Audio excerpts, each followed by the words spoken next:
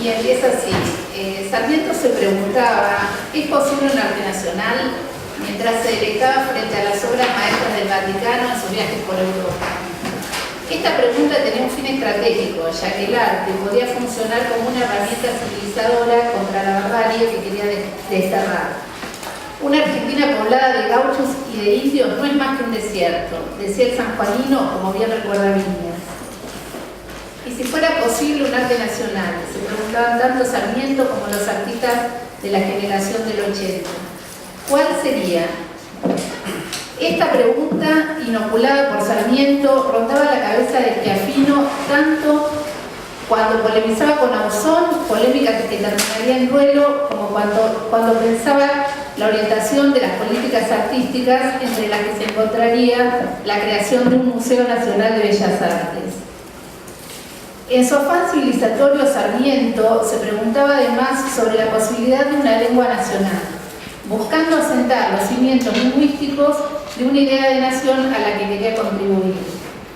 González piensa esta pregunta en La lengua del ultraje desde una teoría sobre el escarnio que a través de la historia social argentina, regida por las ideas de honor y de ultraje, encuentra en diferentes momentos del debate público polémicas que ahondaron en las formas últimas de la lengua. Sarmiento, como buen generador de escarnio, ocupa un lugar central en esta serie de polémicas, donde no solo se destaca por la indignación que le provoca a Hernández cuando pretende ocultar el horror del crimen cometido, por el grado de crueldad con el que discute con Alberdi, o por las acusaciones que lanza sobre Rosas de robar el don de lenguas, entre otras cosas. Sino que al mismo tiempo, el Sarmiento que nos propone González en este libro es quien introduce la idea de honra en la vida popular cuando habla del honor de los tahúres, que identifica con el arquetipo del gaucho malo que roba como un acto natural. La lengua del ultraje es un libro que genera angustia. No podemos dejar de imaginar la figura del polemista inmerso en los ataques más virulentos, o al individuo en la fragilidad de su ser que se funde en un ultraje. La mirada de González dota de una gran politicidad tanto la figura del polemista como la del individuo ultrajado.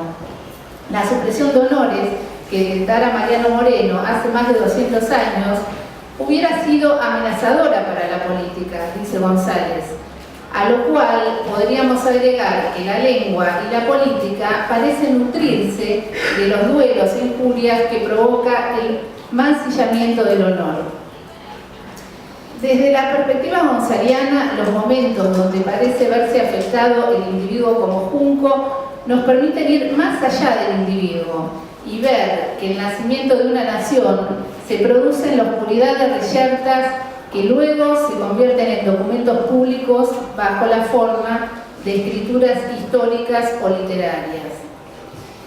A propósito de la polémica entre Mitre y Vicente Fidel López en torno al problema de la historia y de su método, que aborda con gran profundidad este libro, Brusac, a quien González incluye en esta disputa, señala que los hechos históricos manifiestan una singularidad que los hace reacios a las series deterministas y que por eso expresan el documento y el más allá del documento. Sin embargo, es López quien se traba en una lucha con Mitre cuerpo a cuerpo. De esta manera discute la perspectiva positivista de los documentos y, aunque no formula claramente una crítica a la idea de decisión entre filosofía y documentos que erróneamente postula Mitre, González deduce de los textos de López la refutación de la idea de tiempo lineal y la búsqueda de temporalidades diversas que habitan un mismo punto de condensación, idea que acercaría a López a una teoría de la memoria involuntaria de Proust. Dentro de los debates honoríficos que dirige González en este libro, encontramos a Borges, cuyos textos no solo destilan un halo de polémica, sino que en muchos casos encarnan una idea de destino que se asemeja a la idea de ultraje que propone González como una degradación del oficio de vivir. La imposibilidad de la refutación del tiempo sucesivo aparece como un problema en el ALEF. El honor en Borges, dice González, supone la necesidad de expresiones retóricas a las que debe someterse el flujo irredimible del tiempo, que junto al arte de injuriar son los que habilitan el espacio de la escritura. ¿Cuánto de un existenciario signado por la confrontación pública y por la honra interviene en la escritura de la historia o de la literatura? González piensa la historia a partir de la función honorífica de la escritura, que hace del escritor un duelista. El debate público se convierte entonces en un duelo. Este vínculo entre escrituras y éticas del honor produce discursos públicos que cobran vigencia en la lengua hablada y en la memoria. Por eso es que en determinadas circunstancias hay textos que cobran vida propia, al margen del mundo histórico al que pertenecen, componiendo tradiciones retóricas que no tienen por qué disolverse en una historia genérica, es decir, en un historicismo que se explica por sí mismo. Finalmente, el libro de González incluye un necesario reconocimiento a la figura de David Viñas, a quien no duda en ubicar dentro de la tradición de escrituras honoríficas. Podríamos pensar que La lengua del ultraje es un libro dedicado al recuerdo de Viñas. Cuenta González que cuando Viñas se sentaba en las mesas de café, siempre llevaba un reloj que apoyaba en un costado de la mesa. Aunque el reloj no parecía cumplir ninguna función en particular, ya que Viñas no se regía por el tiempo que marcaba el reloj, este gesto, que parecía desafiar las duraciones administradas, para González hacía referencia al recuerdo del orador, de decidor de cosas públicas que invadía Viñas, donde la gestión del tiempo marcaba la espera de la propia intervención.